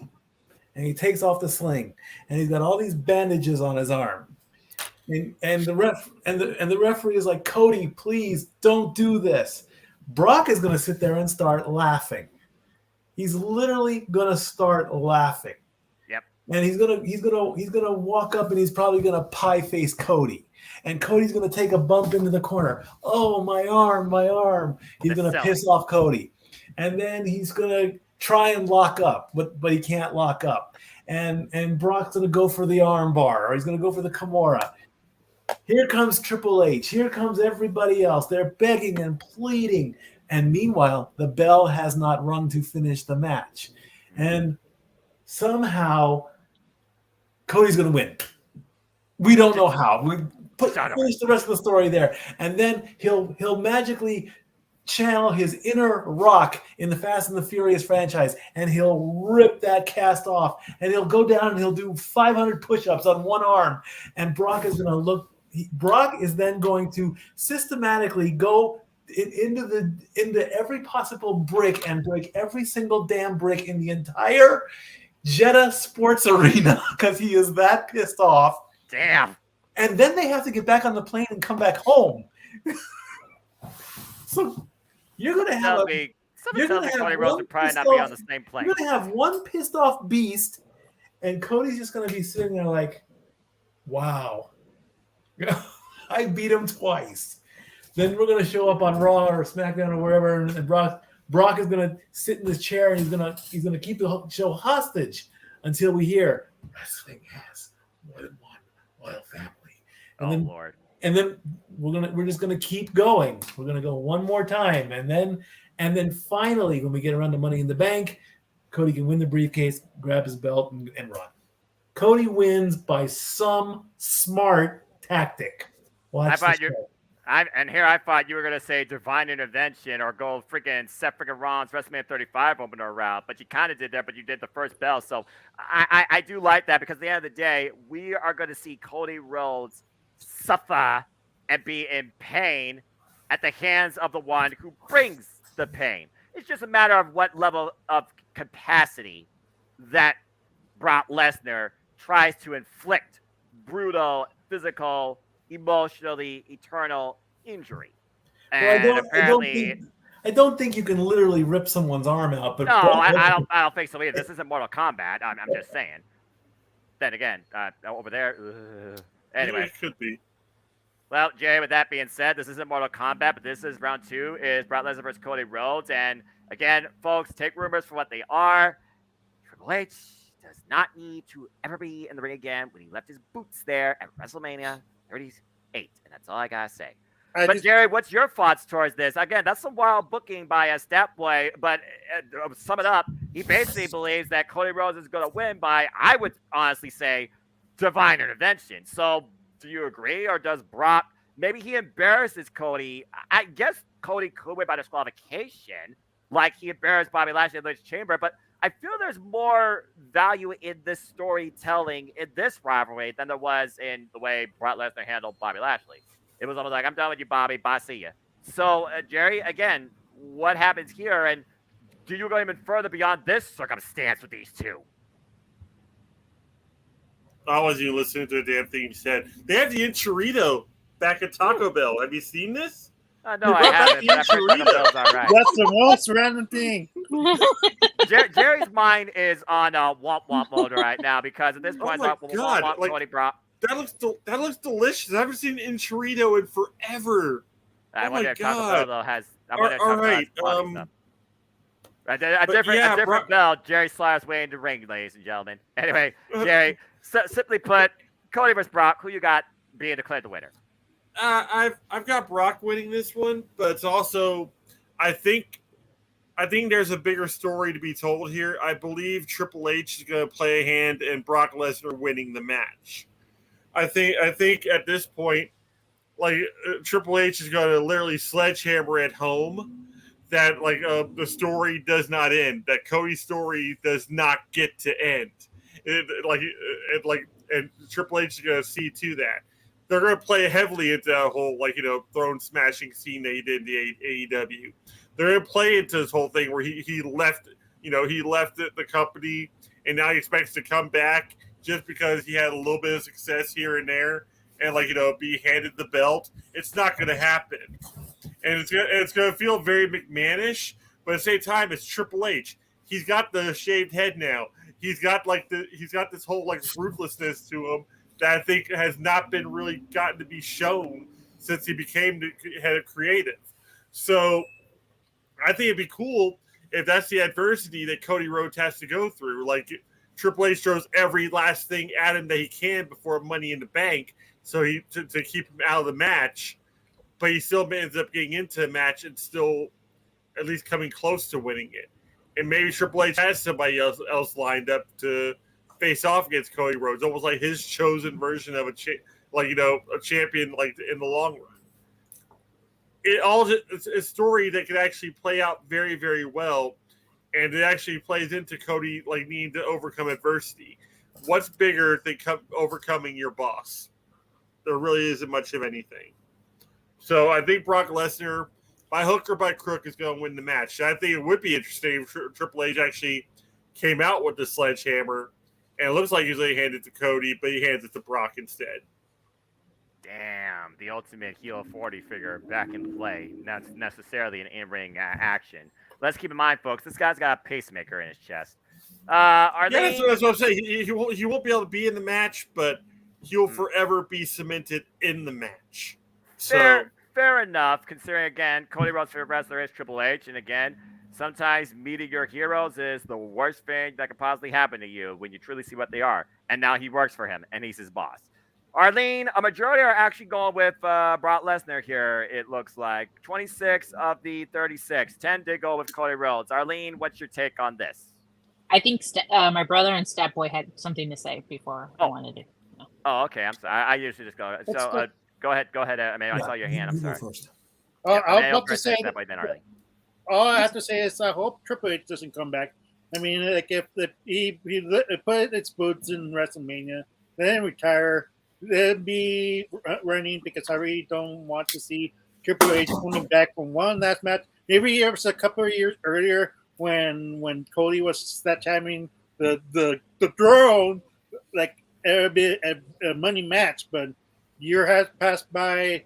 It's time to move on. I don't want Triple H to die in the ring. Like, unfortunately, like I just want him to be running the company. Like it's not necessary. I don't want a Vince McMahon like not knowing when to hang it up and call it a day. Fair. Stat Boy, what else? Worst stutter I've ever seen taken in my life. Don't remind me. But Stat Boy, you had one last thought? You said divine intervention, so that means that the good Lord is going to come down from the heaven dressed in polka dots and slay the beast himself.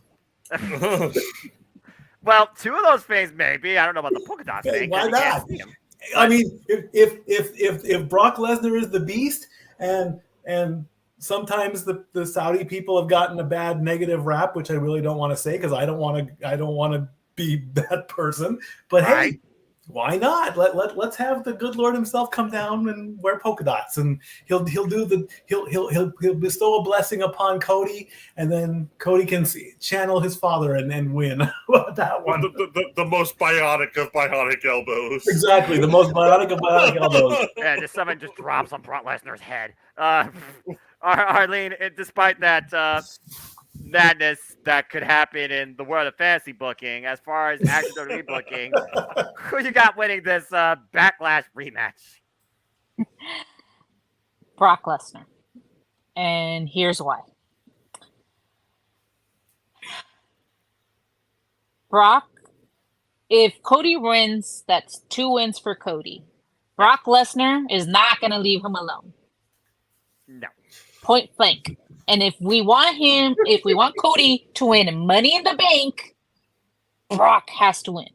To leave him alone so that Cody at least has a standing of a chance to win Money in the Bank. And I feel like WWE went the wrong way with this match too. Like you said, like Brock Lesnar just like turned heel and they pushed him with Cody. I think he should have been the one against Gunther. That would have been an epic match at Night of Champions. And Brock lose there to Gunther to make Gunther even look even stronger than he is. I don't know why they couldn't do that. Maybe because Brock Lesnar didn't want to work with Gunther. I don't know, but they missed that opportunity because they had that standoff in Royal Rumble. and they didn't do it. Like, and for me, it's just like it only makes sense. And I know that you have to settle a because Cody won one. If Brock wins this one, you have to have a third one. Who's to say you have to have a third one? Maybe Brock Lesnar's gonna be happy, like, okay, like I won, like I'm gonna leave him alone. Cody's gonna be like, well, like I'm gonna go for the like he won. I don't know. I just feel like Brock has to win, because if Brock loses again, he's not gonna leave Cody alone. He's gonna cost Cody the Money in the Bank, and that's something that we don't want, because we want him to finish the story. That once for all will stop JJ in his tracks. Game over. Yes, exactly. And I feel like the only way that Cody can do that is if he loses here, because then why would Brock attack him in Money in the Bank? It wouldn't make any sense. It wouldn't make any sense. Just to put Brock in the Money in the Bank tournament, if they're going to have a tournament, which most likely they will, to see who qualifies for the Money in the Bank. I think we've already seen if he wants to be in the Money in the Bank match, he will be in the Money in the Bank match. He'll win the Money in the Bank match, and you'll turn it into a briefcase, which I am totally for again. I'd be great with him having the boombox again. It'd be great. Boombox. Just friggin' gimmick run back. Just Stepway, I saw you have fun in a minute. All right, calm down. What's up, Stepway? June 24th, 2003. In a 6-man, it was Charlie Haas, Shelton Benjamin, and The Big Show against Brock, Kurt, and Mr. America. Brock lost. The next episode of SmackDown on July 8th, it was a Falls Count Anywhere 3-on-1 handicap match, and the same team beat Brock again. So that might be your answer. Wow. You have to go all the way back to 2003. So 20 years ago. But I think the question was, when did he get pinned back to back, right? Exactly, yeah. Yes. By the same person, right? Yes. Okay, I'm still working on that. All right. Okay,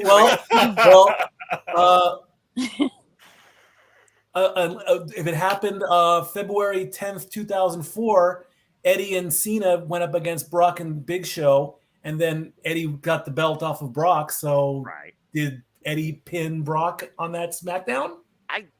Oh man, the tag match is all freaking cluster buggy. I don't recall, because I just remember the big No Way Out moment, because that was one of the biggest moments of the whole damn year. Right. I don't know. Emmanuel, what's up, bro? I disagree with my sister in the end that because if Brock Lesnar wins, in storyline, he's got to snap that arm, and Cody's not going to be in Money in the Bank at all. So you have to think about that in the end result. I guess you could still possibly climb with one arm, but yeah, after what happened with Triple H twice, he wasn't in ring action for quite a bit of time. So that's why I do say it has to be Cody, not Brock, because he doesn't have to break his arm. As soon as he pins, he's done. He's got to focus on the arm. Well, yeah, but I mean, if it's already broken, why? He's gonna focus on the arm, but I mean, once it's broken, right? Yeah, that's right. If you want Cody to be Money in the Bank, he needs to win it. Fair enough. And Stepway, you got one last favor for moving. I'm gonna say that Roman did beat Brock back to back at WrestleMania, and then at SummerSlam, but SummerSlam was last man standing, so it's not really a pin either. But he has beaten him twice, and he was 1,000, and he's 1,000 champ. So I mean, that really doesn't count. That's a whole different conversation for another day when you consider how many of those days there was no defenses in between. But I digress. That being said, hopefully this time we'll have far more defenses, far more visible credibility on a weekly basis, and will be won by the appropriate superstar. Despite the fact that Christopher Ross, I wouldn't say Meltzer, maybe the sap of the Nebula and the City Predicting family, he came back with this comment where apparently he's learning about the match card order, which I guarantee you they still don't know yet. But he says apparently that Seth and AJ is opening the show, while Roman and Solo and Sammy and KO might be the main events. Either way, it works. Yeah. Roman either closes or Roman either opens. I'm basically indifferent. But that always shows that oddly enough, even though that kind of works, it also still adds that much more, doubt to that title, or like pretty much it's like even then Roman not even defending his belts on the show is in the main event. New titles, main event. Yeah, If you thank want to you, look around Emmanuel. below, Only somewhat yes, making main sense. All right, before we get Stat Boys breakdown and tell the tape and stats for this, thank everybody who's tuning in so far. Please like, subscribe, comment, tell a friend. I hope you enjoyed the conversation. Get your opinions into the description. The link, the form is in the description down below. But guys, we've had a lot of fun. We had a lot of chat, but it's time to get absolutely serious as it's time for what I believe should be the main event. Emmanuel, you said that perfectly. Night of Champions. You are crowning a brand new champion for a brand new championship. Damn it! But I digress. As we finally have the culmination and the coronation of the first ever in the continued legacy of the brand new WWE World Heavyweight Championship, the Raw exclusive title. As we have representing Monday Night Raw, Seth freaking Rollins. And of course, he takes on Seth should freaking win. Seth freaking Rollins is taking on the SmackDown representative, the phenomenal AJ Styles. Okay, seriously, it's the Raw title, folks. Seth freaking Rollins needs to win here. As we saw, these two went through a grueling tournament of triple threat matches and one-on-one encounters. We saw Seth freaking Rollins overcome the likes of Finn Balor in the semifinals. Okay, seriously, folks. Seth freaking Rollins has made history each time. He's been the first of many things. Let's just call it what it is. Okay, here. And AJ Styles, of course, he outlasted the almighty Bobby Lashley, of course, to become the finalist on the SmackDown side of things. Okay, seriously, if you don't have the Raw person here, then why do you have a draft in the first place? Just draft the OC back to Monday Night Raw, brand split LOL, superstar shakeup. Who really gives a fuck?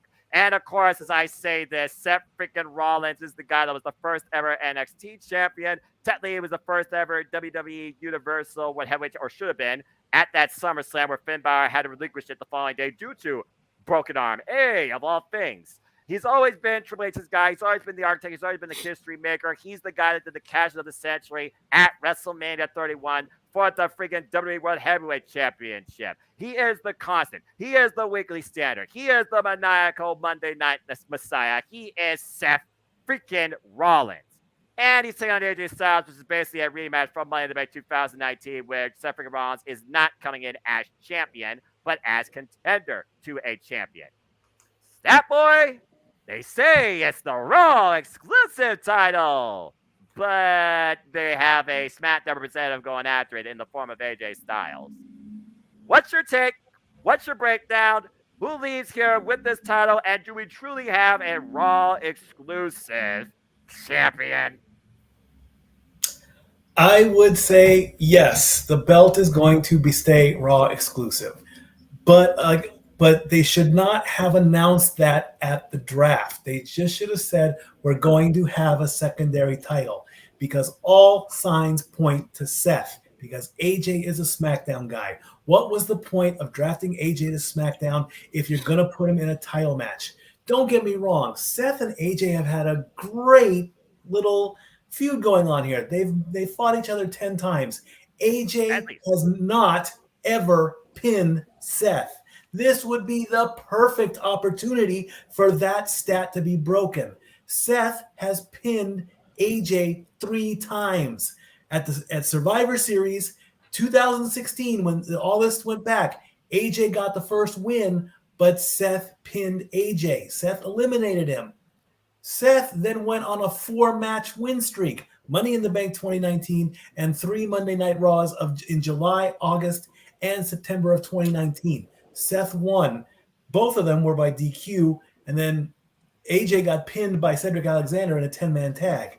They never fought they didn't fight in the 2020 Rumble. That was the one where Edge threw out AJ. They went into a triple threat match. AJ won that match, but he pinned Jeff Hardy. We go to Survivor Series 2020. AJ wins. Seth was pinned by Sheamus. AJ survived. Royal Rumble 21, they were probably in the match at the same time. 22, they were both in the Elimination Chamber. Brock took them both out. AJ won in just recently in March of 22. Unfortunately, Seth was disqualified, and Seth has the last laugh in the last match, June of 22, at Money in the Bank. AJ needs to break this I've never pinned Seth part. If that part comes up, AJ might have a chance. If the commentators say AJ has never pinned Seth, that's your light bulb. Let's break that one.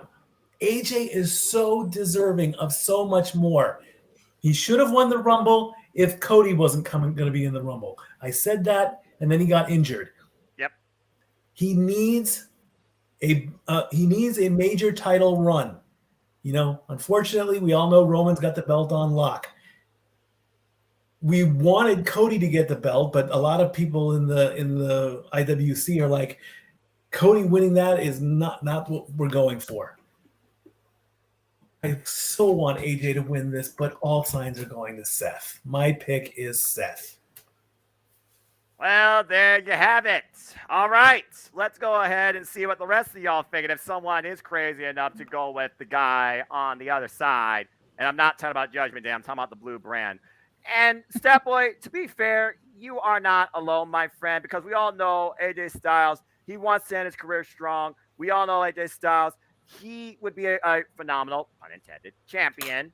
And enough commentary has not mentioned that statistic at all. And in fact, 8 of the actual 36 here picked AJ Styles to win this because no matter what, there has to be a winner. A new champion will be crowned. Period. So that being said, Emmanuel, do you have AJ Styles or Seth freaking Rollins taking the gold? I was reading something funny earlier today. I told my sister this, that I was in an MSN blog, and this tells you how much the WWE battles AJ Styles. Apparently, according to AJ Styles, once he arrived in the Royal Rumble, Vince McMahon had no clue who he was. So he was Montgomery Burns, like, who the hell are you? I'm pretty sure I Vince remember forgets his own wallet code at some point. Yes. I don't even know how to use an ATM. Anyways, I for me, I hope it's AJ Styles, but but sadly, like a lot of people have brought up, well, Seth Rollins has got a lot of TV time on Monday Night Raw, and not AJ Styles. But let's face it, 3 hours is 2 hours. Who's gonna beat Seth automatically? So, I feel like Seth having the title does nothing for him. Like it's still going to be over, super over, because of the. But who really needs that title and make it meaningful and have spectacular matches? Maybe AJ Styles. All right. Bring the whole OC to Monday Night Raw, because maybe they become a heel faction. I don't know. I just feel like Seth doesn't really need it. If he's still going to be busy on making the Marvel film or whatever film he's doing, and become Hollywood, it's not a bright idea to give it to Seth.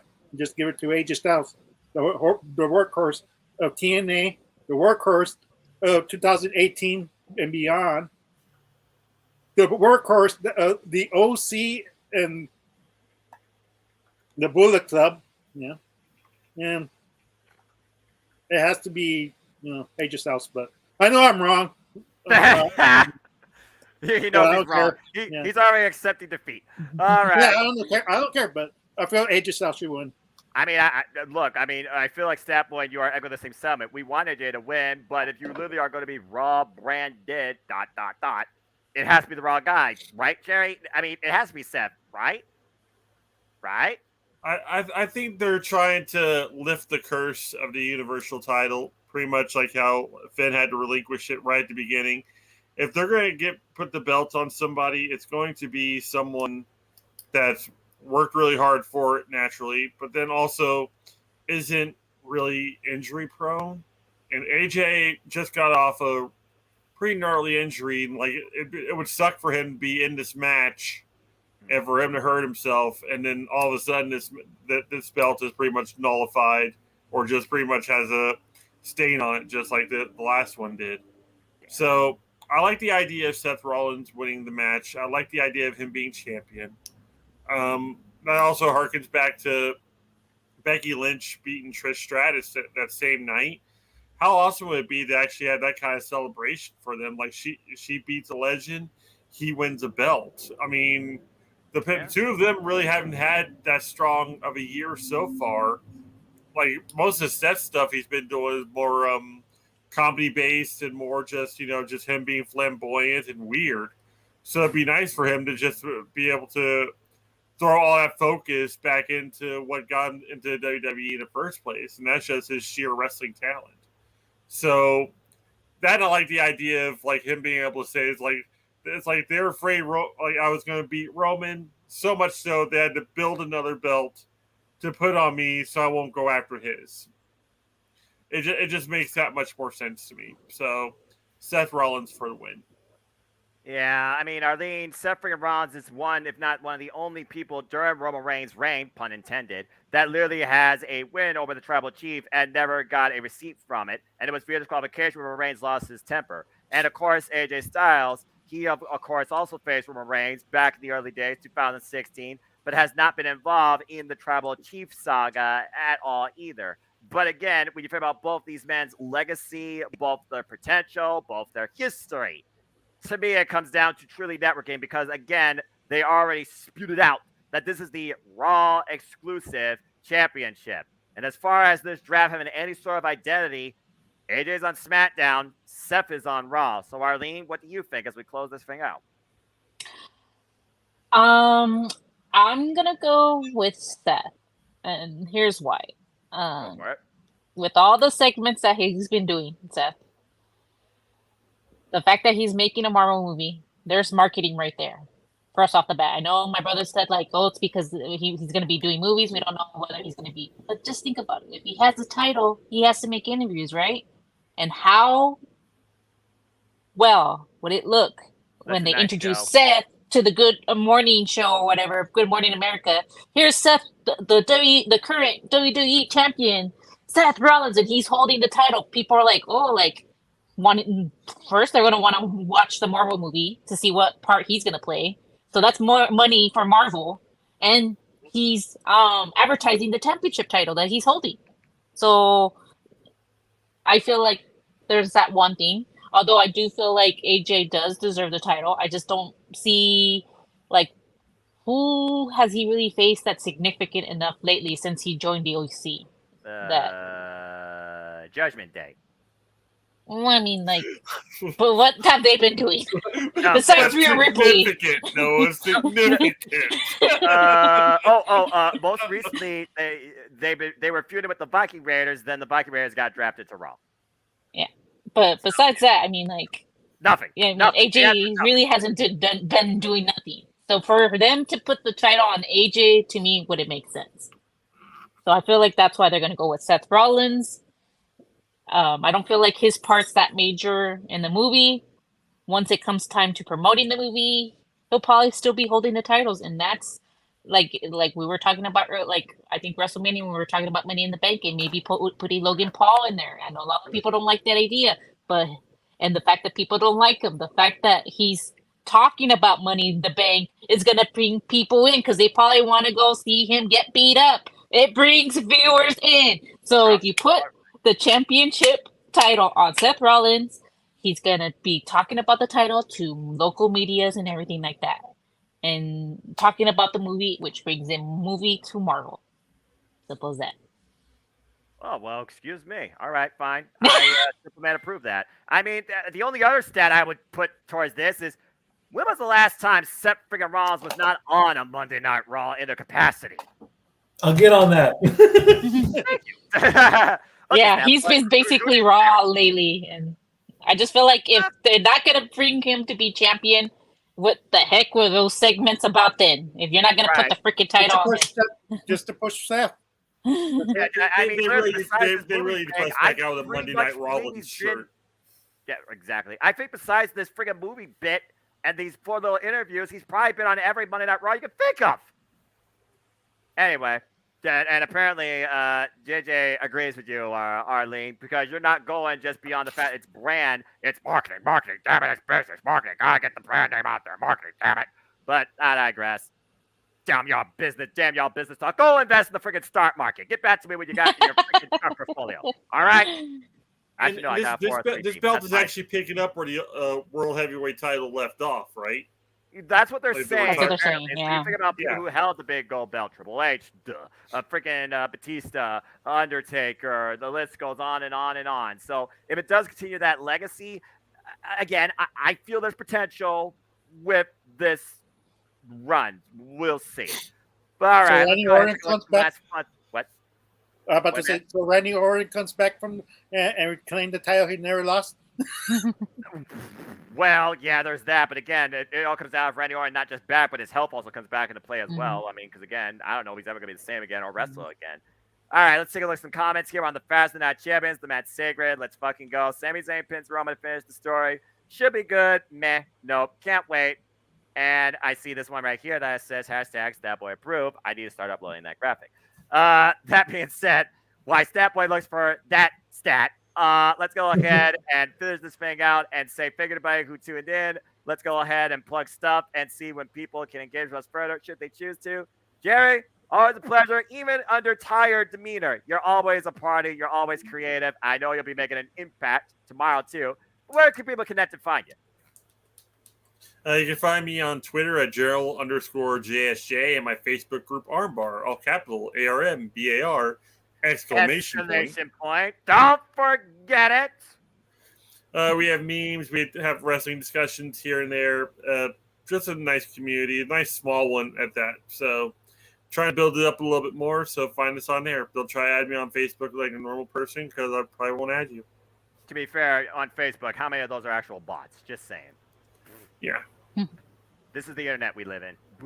That Pretty being much. said, Arlene, always a pleasure. I always enjoy your takes here, and definitely you both on here is definitely unique to see when you agree or disagree. Likely, but I digress. Anything you want to play and promote, Arlene, and where can people connect with you? Nothing I'm trying to promote. You can find me on Facebook and Instagram on Arlene Dominguez, on the Twitter, Arlene73244. And I think that's about it. I can't wait to see what happens in Night of Champions. Hopefully, we get some good matches, and yeah, that's really all I have to say about that. We'll get good matches. So that's about guaranteed. It comes down to good storytelling Yeah. across the board.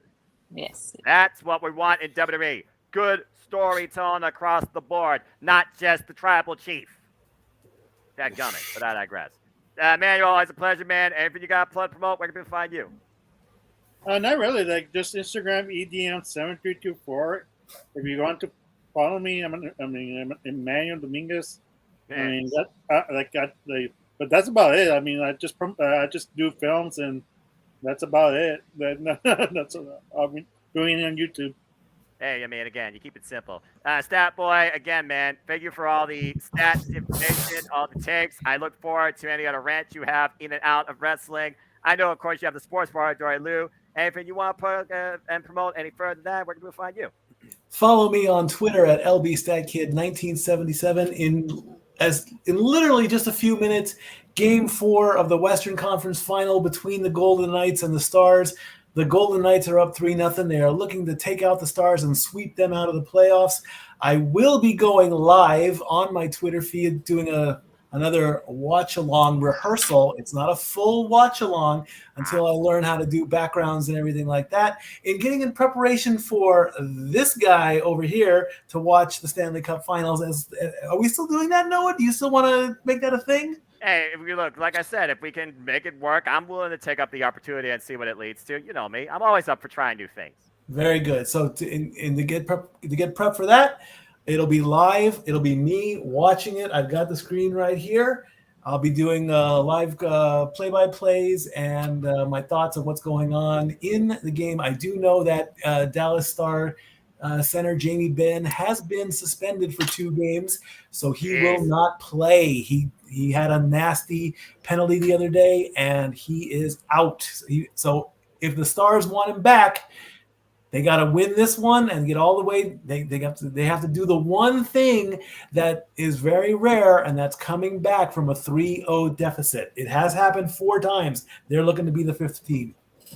Well, good. Hey, crazier things have happened. Do you believe in miracles? I mean, again, weirder things have happened, and greater triumphs have also happened in sports. That much I do know with all the conversations I hear at church. So, again, that way, good luck to anybody that you have, somebody in this fight with. And I hope that the presentation goes well. And I hope everybody enjoyed the presentation, the conversation, the engagement, the interaction tonight with these fine people. Thank you again to everybody that joined me for this City Predicting panel. I hope to see you all down the line for other panels because I look at all things wrestling. And it's always a joy to do these things too because it's all about you. And by all about you, I'm not just talking about the panelists, but I'm talking about the chat, the viewers, and the fellow fans too. But if people want to know more about me, know this, for I am just a simple man and a lifelong fan of professional wrestling. Damn it! Good grief, it's a running gag at this point. But I digress. Find me on the Twitter. You have a shtick. It's a good shtick. Thanks, I guess. But find me on the Instagram, Twitter, and YouTube, and Foster1916 for all things wrestling. Shout out, of course, to my entire ATW family on the Twitter and other social media platforms. We just did our latest ATW view last night. It'll be premiering on YouTube tomorrow, so stay tuned for that conversation. If you think Open Mic Night goes unscripted, unrestricted, and becomes out of control, you ain't seen nothing yet.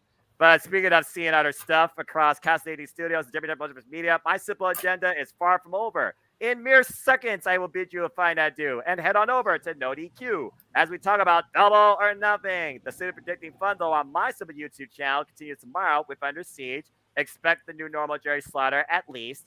Then we'll do a watch along there for that. We got watch alongs for Night Champions as well. And then the Double or Nothing panel is Saturday, 5 Eastern Standard Time. I'm putting together the 6-pack panelists now as we speak. And of course, there'll be a watch along for Double or Nothing. And following all this, somehow, me and JJ will not only give you an exclusive coverage of NXT Battlegrounds watch along, but simple takes on both Night Champions and Double or Nothing too.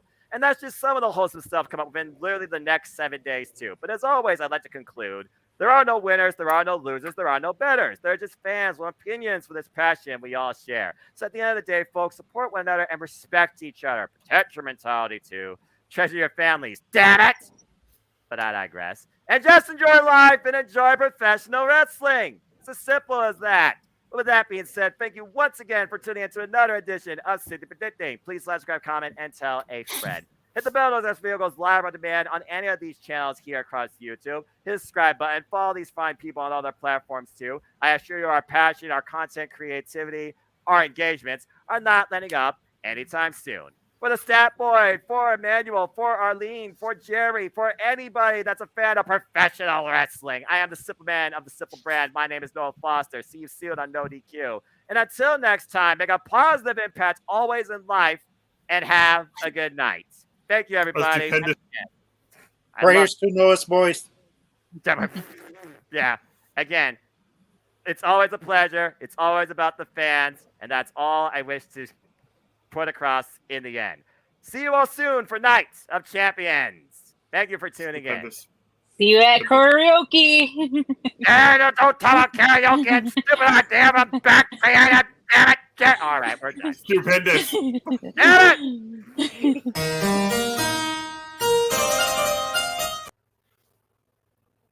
Damn it. You made me hit the wrong damn friggin' outro. Doggone it.